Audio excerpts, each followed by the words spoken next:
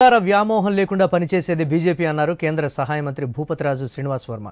పశ్చిమ గోదావరి జిల్లా భీమవరంలో పార్టీ 46వ ఆవిర్భావ దినోత్సవం సందర్భంగా తన నివాసంపై జెండా ఎగురవేసి కమలం గుర్తుకు పాలాభిషేకం చేశారు.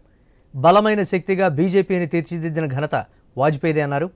మోదీ నాయకత్వంలో స్వార్థం లేని లక్షలాది మంది స్వయం సేవకులు కార్యకర్తల కృషి ఫలితంగా కేంద్రంలో మూడోసారి అధికారంలోకి వచ్చామని తెలిపారు. అభివృద్ధి చెందిన దేశాల సరసన భారత్ను నిలబెట్టిన ఘనత ప్రధాని మోదీది అని చెప్పారు భూపతిరాజు శ్రీనివాస్ వర్మ.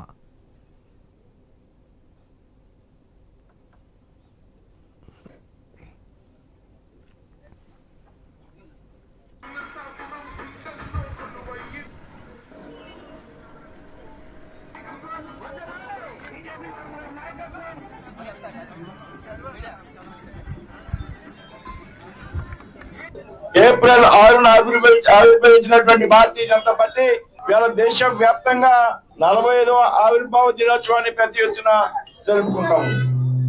1980 ఏప్రిల్ 6న భారతీయ జనతా పార్టీగా ఏర్పడి మొట్టమొదటి అధ్యక్షుడిగా అటల్ బిహారీ వాజ్పేయి గారి నాయకత్వంలో పార్టీ పనిచేయడం ప్రారంభించింది. ఈ దేశంలో ఒకసారి జరిగినటువంటి ఎన్నికల్లో కేవలం 2 స్థానాలు పార్లమెంటు స్థానాలు భారతీయ జనతా పార్టీ గెలుపొంది అగ్రనేత అటల్ బిహారీ వాజ్పేయి గారు కూడా ఓడిపోయినటువంటి సందర్భంలో దేశ వ్యాప్తంగా ఉన్నటువంటి కార్యకర్తలను సంఘటితపరిచి అధికారం కోసం కాదు, ఈ దేశం కోసం ధర్మం కోసం మనం అంతా పనిచేయాలి అని కార్యకర్తలందరినీ కూడా ఏకత్రాటిపై తీసుకొచ్చి పనిచేసినటువంటి నాయకత్వం భారతీయ